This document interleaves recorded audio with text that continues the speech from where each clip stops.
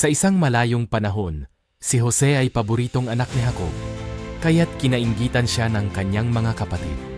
Isang araw, ipinagbili siya ng mga ito bilang alipin sa mga mangangalakal na patungong Ehipto.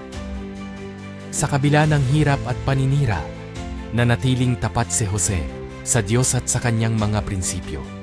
Sa Ehipto, naglingkod siya kay Potipar, isang mataas na opisyal. Ngunit dahil sa maling paratang ng asawa ni Potipar, nabilanggo siya. Sa kulungan, ipinakita ni Jose ang kanyang kakayahan sa pagpapaliwanag ng mga panaginip ng kanyang mga kasama. Nabalitaan ito ng Faraon na nabagabag sa kanyang mga panaginip, kaya't tinawag niya si Jose.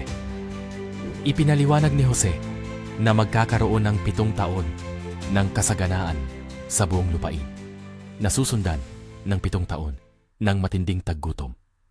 Dahil sa karunungan at pananampalataya ni Jose, itinaas siya bilang tagapamahala ng buong Ehipto upang pamahalaan ang pagkain sa panahon ng taggutom.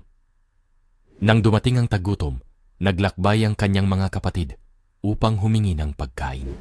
Nakilala sila ni Jose, ngunit sa halip na maghigante, pinatawad niya sila at tinulungan.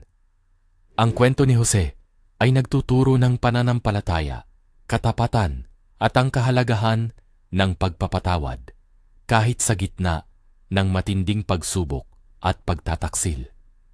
Ipinapakita nito na sa kabila ng mga pagsubok, ang tiwala sa Diyos ay nagdadala ng tagumpay at pagkakaisa.